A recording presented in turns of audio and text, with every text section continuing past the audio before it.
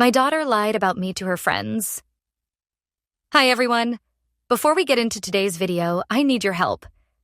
We've noticed that the channel's reach has been dropping a bit, and one of the best ways you can support us is by subscribing. It's quick, free, and helps us keep bringing you new and interesting stories. Your support means the world to us, and together we can grow this channel. Thank you so much. Now let's get to today's story. I'm writing from a temporary account for obvious reasons, and I've changed some details to protect my anonymity. I never thought I'd be one of those mothers who loses sleep over what their teenager thinks of them. But here I am, at 3 a.m, staring at the ceiling and replaying every conversation, every glance, every moment of coldness that has passed between my daughter Emma and me over the past few months. It started so innocuously. We used to be close, Emma and I. Not in that suffocating way where the mother tries to be her daughter's best friend, but in a real way. She'd come home from school and tell me about her day while helping me prepare dinner. She'd ask my opinion on books she was reading for English class, and we'd end up in these wonderful debates about characters and themes that would stretch long into the evening. When she was stressed about a test or worried about friend drama, she'd curl up on my bed and we'd talk it through together. Sure, we had our moments. What mother and daughter don't? She'd roll her eyes when I reminded her to clean her room, and I'd get frustrated when she left her dishes in the sink for the 3rd day running. Sometimes I'd worry I was being too lenient when she missed curfew by 20 minutes, or too strict when I insisted she finish her homework before going out with friends. But these felt like normal growing pains, the natural push and pull of a 15-year-old learning to navigate independence while still needing her mother's guidance. I thought I was doing okay. I tried to listen more than I lectured. When she came home upset because Sarah had said something mean about her haircut, I bit my tongue instead of launching into a speech about how other people's opinions don't matter. Instead, I made her favorite cookies and let her vent while we ate them warm from the oven. When she wanted to quit piano lessons after 8 years because it wasn't cool anymore, I didn't force her to continue, even though part of me grieved watching her give up something she'd once loved. I drove her and her friends to the mall, to movies, to that concert she desperately wanted to attend. I stayed up until midnight helping her with her history project, even though I had an early morning meeting the next day. When she got her period for the first time and was mortified, I took the day off work so we could have a proper talk and go shopping for supplies, turning what could have been an awkward moment into something special between us. Looking back now, I wonder if I was blind to the signs. When did the easy conversations become stilted exchanges? When did her genuine smiles become polite, distant things? When did she stop seeking me out? Stop sharing the small details of her day that had once seemed so important? The change was gradual enough that I attributed it to normal teenage development. Adolescents are supposed to pull away from their parents, aren't they? It's healthy for them to develop their own identity, their own social circles. I told myself this when she started spending more time in her room, when she began giving one-word answers to my questions about school, when she stopped asking if I wanted to watch our favorite show together on Sunday evenings. But then came the moment that shattered my understanding of everything. I was picking Emma up from her friend Jessica's house after a sleepover. I'd arrived a few minutes early and was sitting in my car, scrolling through emails, when I heard voices coming from the front porch. The girls were saying their goodbyes, and their voices carried clearly in the quiet suburban morning. "Your mom seems really nice," I heard Jessica say. "Yeah, well, she's not," Emma's voice replied, sharp with an edge I'd never heard before. "She just acts nice in front of other people. At home, she's completely different." My finger froze over my phone screen. What was she talking about? "Different how?" another voice asked. I think it was Mia, a girl Emma had been friends with since middle school. "She's so controlling," Emma continued, and each word felt like a physical blow. Like, she won't let me do anything. She made me quit piano because she said it was too expensive, even though I begged her to let me keep taking lessons. And she's always criticizing everything I do. My clothes, my friends, my grades. Nothing's ever good enough for her. The silence that followed seemed to stretch forever. Then Jessica spoke again, her voice softer now, sympathetic. "That sucks, Em. My mom can be strict too, but at least she explains why. It sounds like your mom is just mean. She is, Emma agreed readily. And the worst part is that everyone thinks she's so wonderful. Like at parent-teacher conferences, all the teachers go on and about how supportive she is. If they only knew what she was really like. I sat in my car, feeling as though the ground had opened up beneath me. Every word Emma had said was not just untrue, but the complete opposite of the truth. She had been the one who wanted to quit piano. I had tried to convince her to stick with it, even offering to find a less expensive teacher if cost was an issue. I couldn't remember the last time I'd criticized her clothes, and if anything, I worried I was too hands-off about her appearance. As for her friends, I made an effort to welcome them into our home, to learn their names and interests, to treat them with respect. The most painful part was hearing the casual way she delivered these lies, as if they were established facts rather than complete fabrications. There was no hesitation in her voice, no guilt or uncertainty. She spoke about me with the same tone she might use to describe a particularly difficult teacher or an annoying neighbor. When she finally came out to the car, she greeted me with the same neutral politeness she'd been showing me for weeks. "How was the sleepover?" I asked, my voice sounding strange and hollow even to my own ears. "Fine," she said, settling into the passenger seat and immediately pulling out her phone. "What did you girls do?"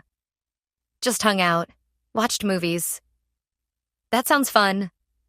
The words felt like ash in my mouth. The drive home passed in silence, broken only by the soft tapping of Emma's fingers against her phone screen. I wanted to confront her about what I'd heard, but I couldn't find the words. How do you ask your child why they're spreading lies about you? How do you explain that you've been wounded by fiction? That night, I lay awake thinking about every interaction we'd had in recent months, trying to identify the moments where Emma might have felt controlled or criticized. Had I misread situations? Was there truth in her accusations that I was too blind to see? The doubt was almost worse than the hurt. But as I replayed memory after memory, I kept coming back to the same conclusion. Emma's version of our relationship bore no resemblance to reality. Yes, I had rules and expectations, but they were reasonable ones. I required her to keep her grades up and to let me know where she was going when she went out. I asked her to help with household chores and to treat her younger brother with kindness. These weren't the demands of a tyrant, but the basic requirements of family life. The piano lesson lie bothered me the most, perhaps because it was so specific and so completely wrong. I remembered the conversation clearly. Emma had come to me one Tuesday after her lesson, frustrated and upset. "I want to quit piano," she'd announced. "I hate it. All my friends think it's stupid, and I never have time to practice anyway." I'd tried to change her mind. "You've come so far," I'd said. "And you used to love playing. Remember how proud you were when you mastered that Chopin piece?"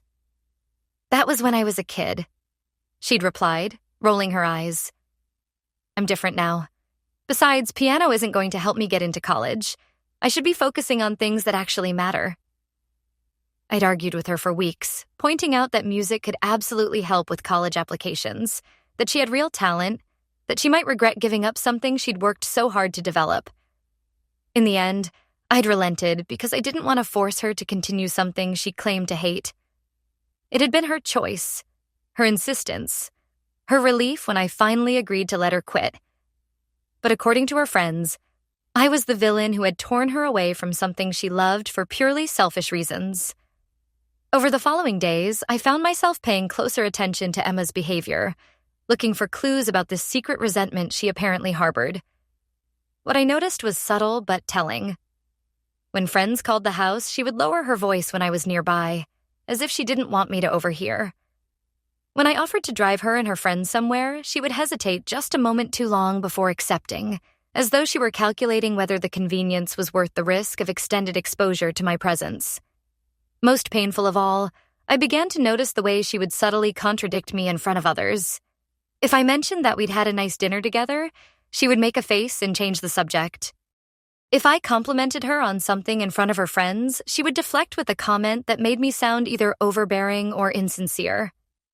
These moments were small enough that they didn't register as outright disrespect, but their cumulative effect was to establish a narrative where I was always slightly wrong, slightly out of touch, slightly embarrassing. The worst incident happened at a school fundraiser where I was volunteering at the book sale. Emma was there with a group of friends, and when she saw me behind the table, organizing used novels and textbooks, something flickered across her face that looked almost like shame. "Oh," she said when her friends noticed me waving. "That's my mom." The tone was apologetic, as if my presence was something she needed to excuse.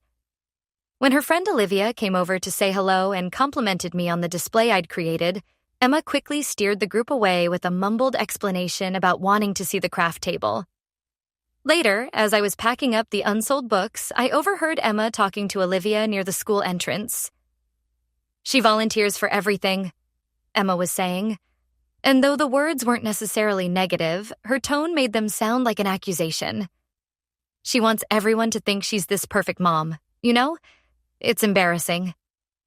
I tried to tell myself that teenage embarrassment about parents was normal, universal even. But combined with everything else I'd been noticing, it felt like part of a larger pattern of deliberate misrepresentation. The breaking point came 2 weeks later, during what should have been a routine evening. Emma had been asked to babysit her younger brother, Michael, while I attended a work meeting that had been scheduled at the last minute. It wasn't an unreasonable request. She babysat for other families regularly and earned good money doing it. This would be unpaid, of course, but it was the kind of family obligation that I felt she should accept without complaint. She did accept it, but not graciously. "I guess I don't have a choice," she said when I asked her to watch Michael. "You do have a choice," I replied. "I could call Mrs. Peterson and see if she's available to babysit, but I thought you might prefer to stay home with your brother rather than having me hire someone else." "Whatever," she said, not looking up from her homework. "I'll do it." When I returned home 3 hours later, both kids were in their respective rooms, and the house felt unusually quiet. Michael was reading in his room, content and calm, and Emma was at her desk with her door closed, supposedly working on an essay for English class. "How did it go?" I asked, knocking softly on her door. "Fine," came her voice from within. "Michael was no problem." It seemed like the evening had passed without incident, and I went to bed feeling grateful that Emma had stepped up when I needed her help. 2 days later, I was having lunch with my friend Carol, whose daughter attended the same school as Emma. We were catching up on our kids' activities when she mentioned something that stopped me cold. "I felt so bad for Emma the other night," Carol said, reaching for her coffee. "Sarah told me about how you made her cancel her plans to babysit Michael while you went out with friends. That must have been disappointing for her. Wasn't it homecoming week?" I set down my fork, confusion and alarm bells going off in my head simultaneously. "I'm sorry, what?" I said. "Oh, maybe I shouldn't have brought it up," Carol said, looking suddenly uncomfortable.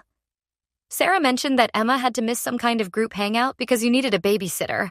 I just thought it was tough timing with all the homecoming activities." "Carol," I said carefully, "I didn't go out with friends. I had a work meeting, and Emma didn't have any plans that I made her cancel. I specifically asked if she had anything going on before I requested her help." Carol's face showed the kind of polite confusion that comes when two versions of the same story don't match up. "Oh," she said. "Well, maybe Sarah misunderstood." But I knew Sarah hadn't misunderstood. Emma had told her friends that I had selfishly forced her to sacrifice her social plans so that I could go out and have fun.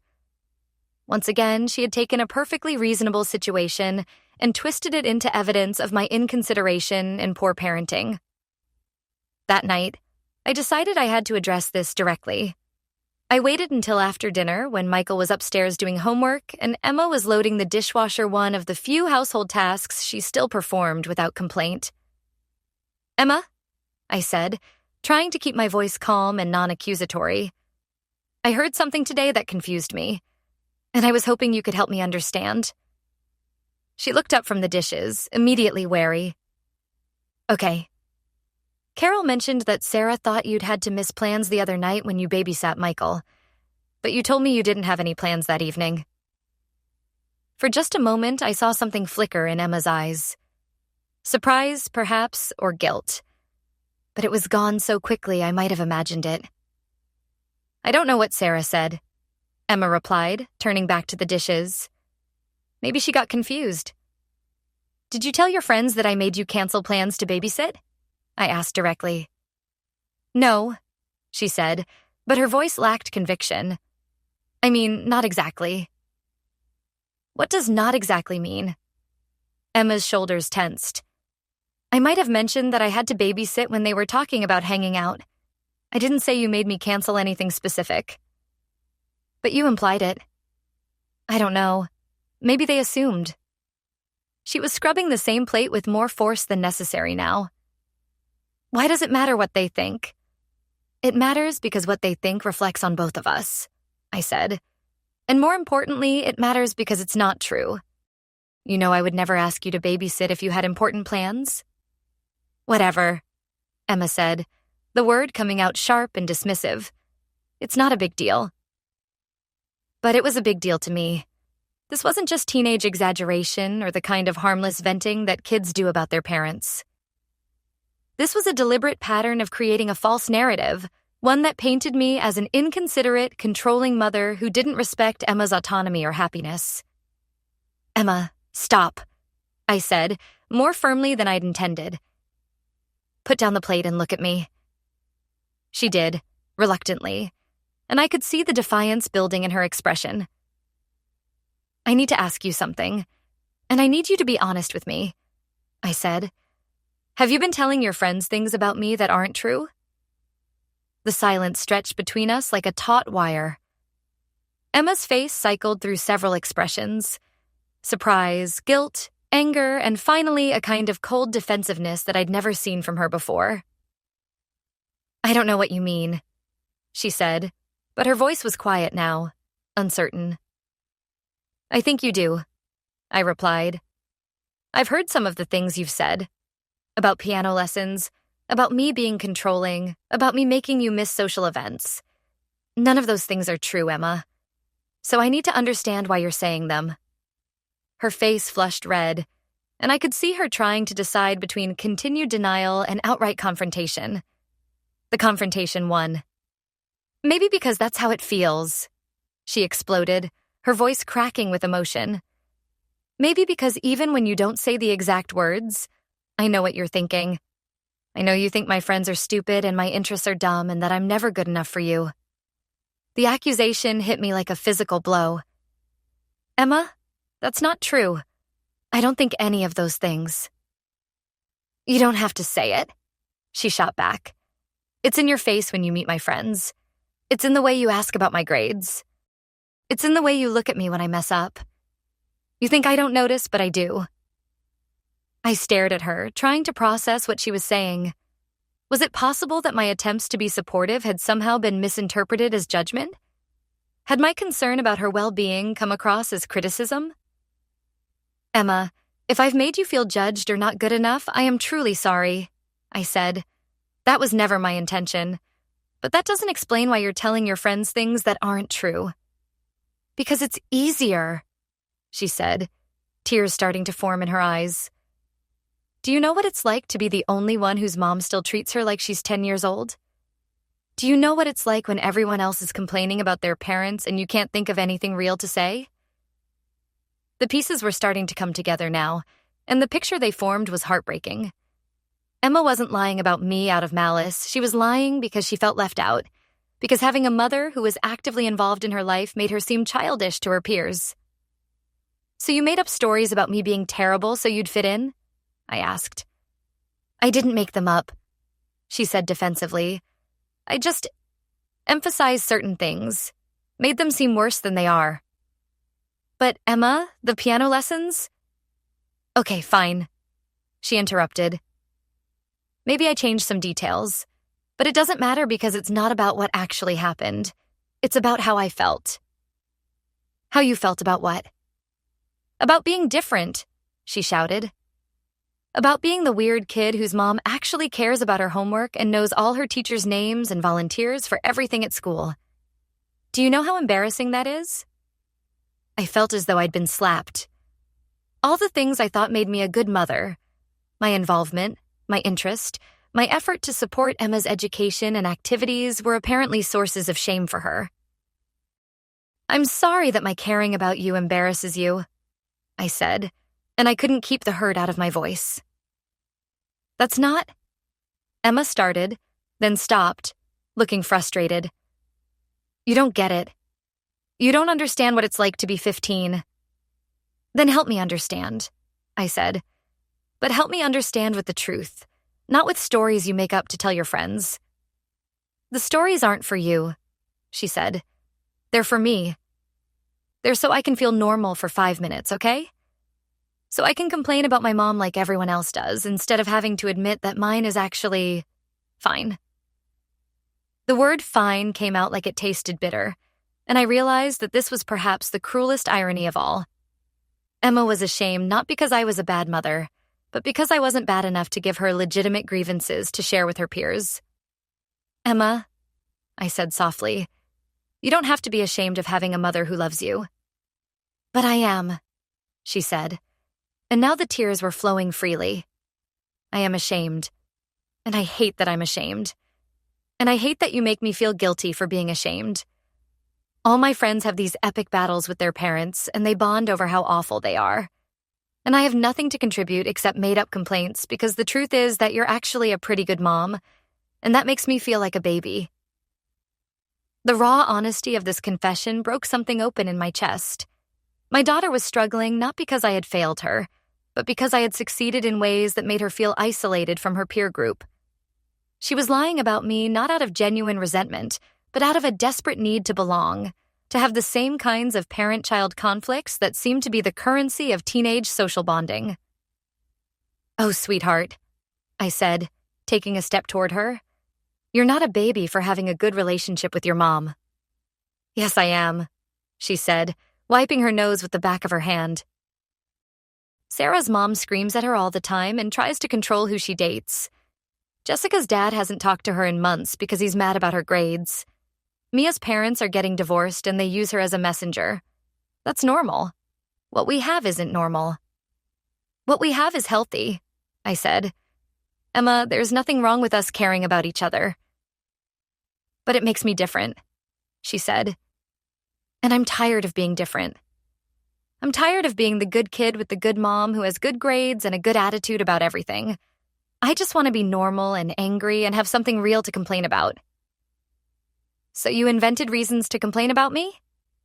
Yes, she said. And the simple admission seemed to deflate her anger. And now I can't take it back because everyone thinks you're this terrible person, and if I tell them the truth, they'll think I was lying before. You were lying before. I know that, she snapped. But they don't know that. And now I'm stuck in this stupid story that I created, and I don't know how to get out of it. I looked at my daughter, really looked at her, and saw not the cold, resentful teenager I'd been worried about, but a confused 15-year-old who had painted herself into a corner with her own fabrications. She was trapped by her lies as much as I had been hurt by them. Emma, I said, do you actually want to get out of it? She looked at me with surprise. What do you mean? I mean, do you want to stop telling stories about me? Do you want to find a different way to connect with your friends? I don't know how, she said miserably. It's been going on for months now. They expect me to have new complaints about you every time we hang out. And if I suddenly start saying good things about you, they're going to think something's wrong. Or they might think you're growing up, I suggested. They might respect you for being honest. Or they might think I'm a liar and a fake and stop being my friends. The fear in her voice was real and heartbreaking. Emma had created a version of herself that required constant maintenance, a persona built on fictional grievances and manufactured problems. She was exhausted by the performance, but terrified of abandoning it. Emma, I said gently, friends who would stop liking you for telling the truth about your life aren't really your friends. Easy for you to say, she replied. You're not the one who has to sit alone at lunch. Is that what you think would happen? I don't know, she admitted. Maybe not, but maybe yes, and I can't risk it.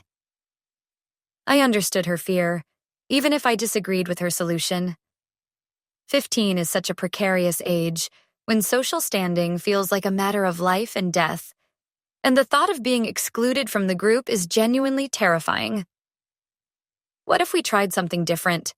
I suggested. What if instead of suddenly changing your story about me, you just stopped adding to it? You don't have to suddenly start praising me to your friends, but you could stop inventing new complaints. And then what? When they ask why I'm not venting about you anymore?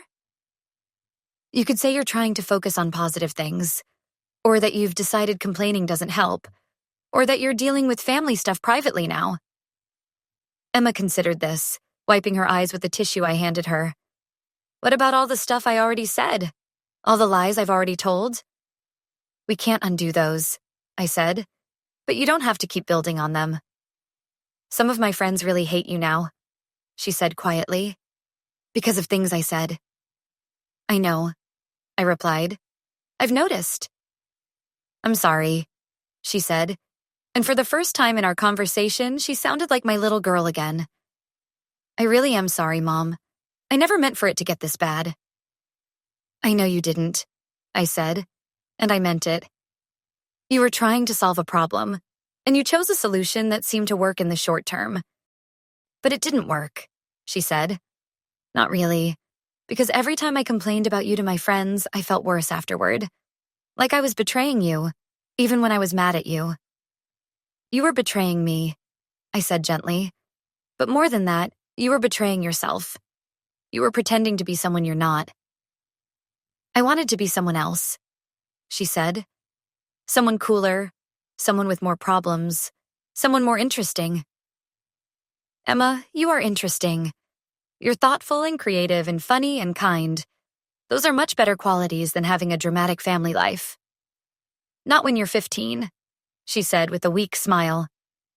Especially when you're 15, I countered, because those qualities are going to serve you well for the rest of your life, long after high school drama becomes irrelevant. We stood there in the kitchen, the dishes forgotten, both of us emotionally drained from the conversation. But for the first time in months, the air between us felt clear, honest. What happens now? Emma asked. Now we rebuild trust, I said.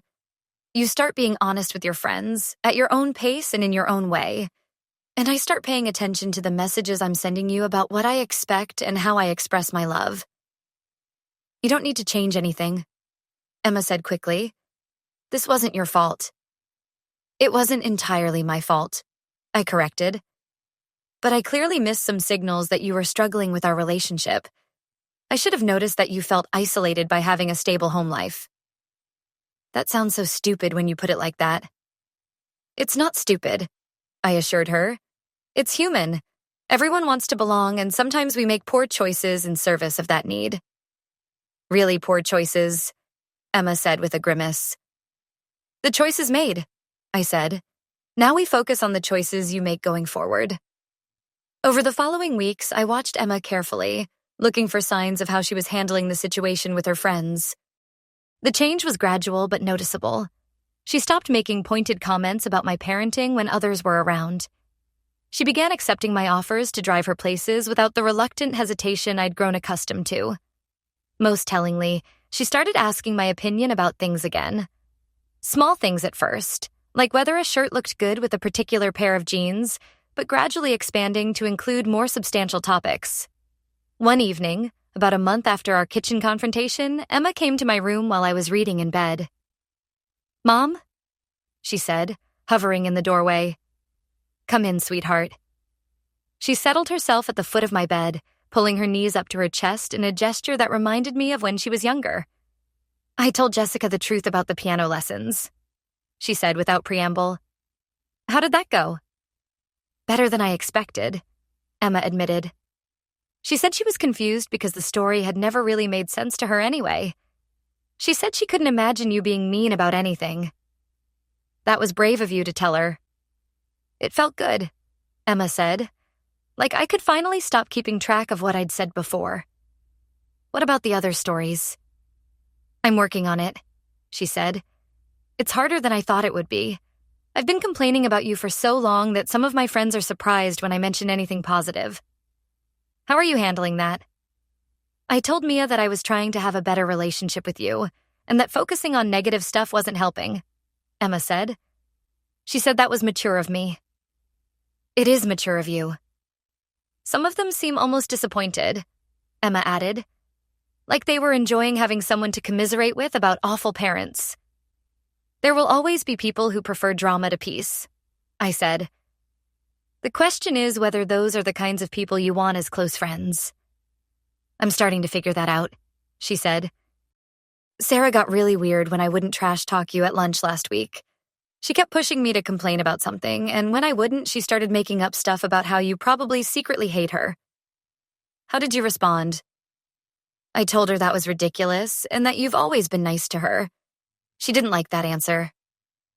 Good for you for standing up for the truth. It felt weird at first, Emma said, but also kind of powerful. Like I was choosing who I wanted to be instead of just reacting to what other people expected. That's exactly what you were doing. I think I'm losing some friends over this, she said, and I could hear the sadness in her voice. I'm sorry about that, I said. Losing friends is always hard. But I'm also realizing that maybe they weren't really good friends if they only liked me when I was miserable, Emma continued. Olivia said something last week about how much happier I seem lately, and how nice it is to be around someone who isn't always complaining. That made me think about what kind of person I want to be around. What conclusion did you reach? That I want to be around people who make me feel good about myself and my life, not people who make me feel like I have to apologize for being happy. That's a very wise insight. I've been thinking about something else too, Emma said, shifting position on the bed. About how I felt embarrassed that you were a good mom.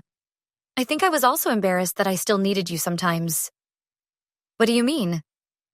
Like, when I was stressed about that chemistry test, I wanted to come talk to you about it. But I felt like I should be handling that kind of thing on my own by now. And then when my friends were complaining about their parents, I felt stupid for still wanting my mom's help with stuff.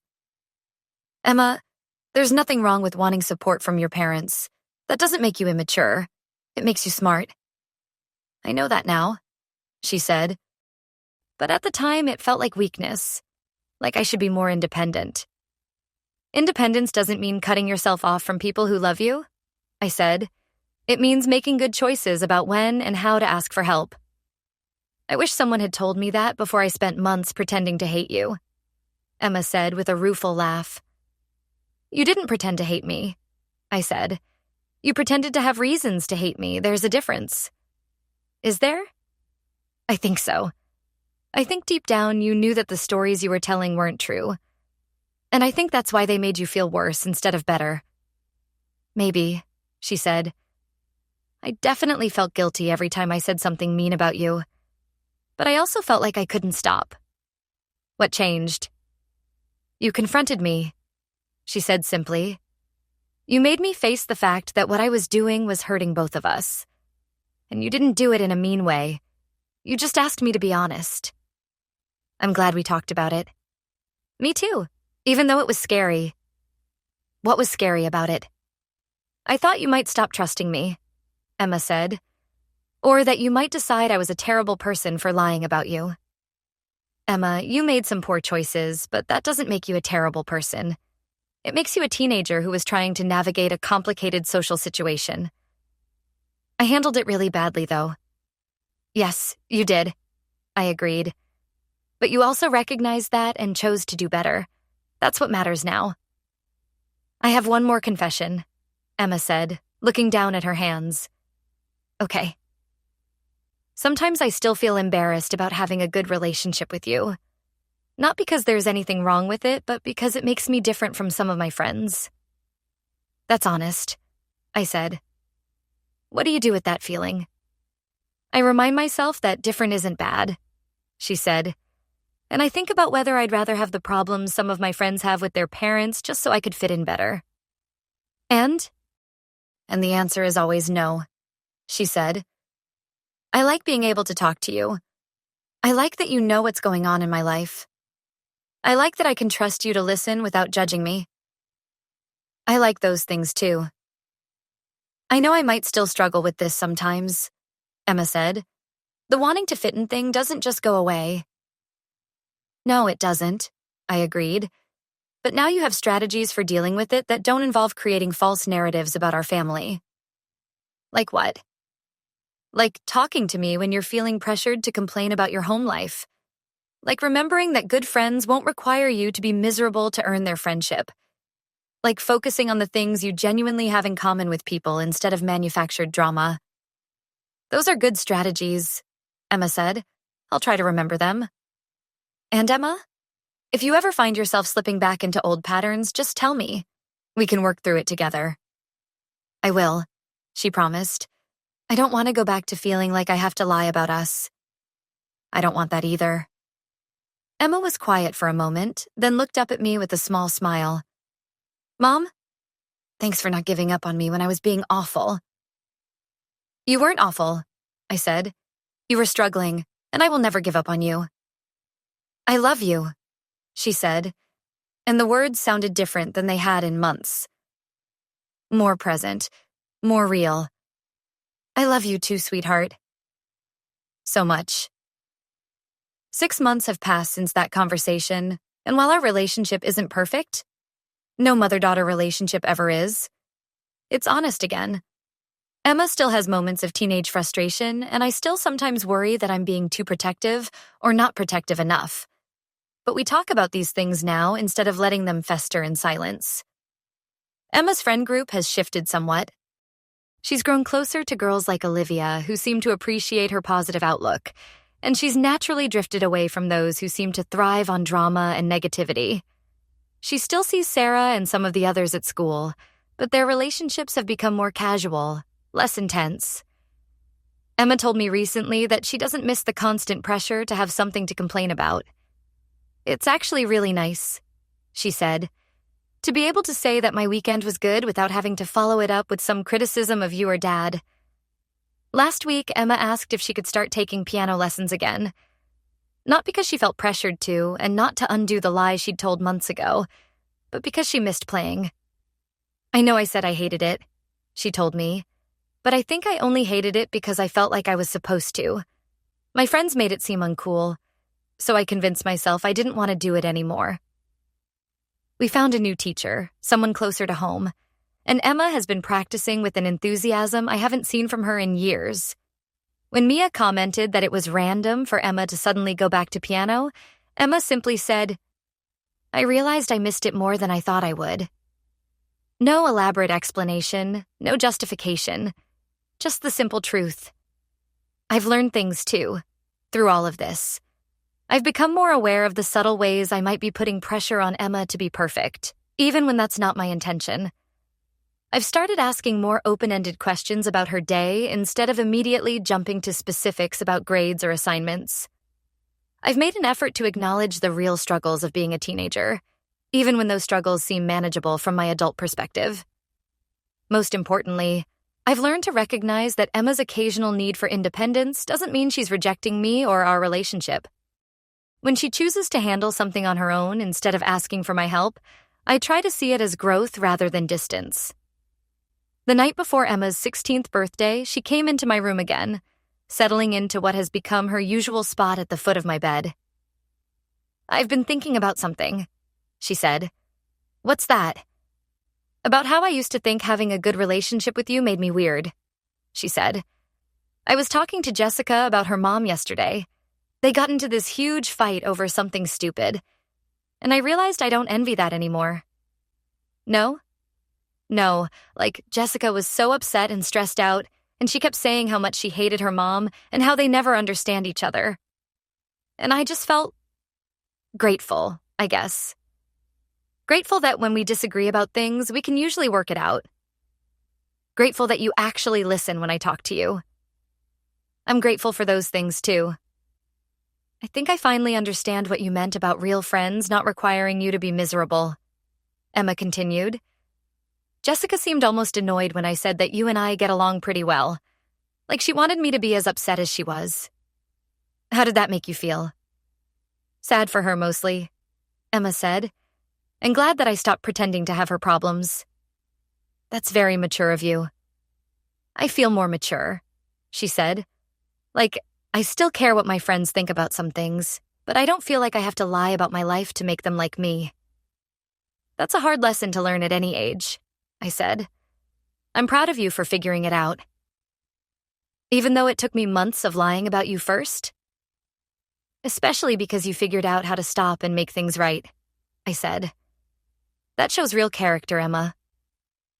She smiled, and in that moment, I saw not just my daughter, but the young woman she's becoming. Someone thoughtful and honest, someone who can admit her mistakes and learn from them. Mom? She said. Yes?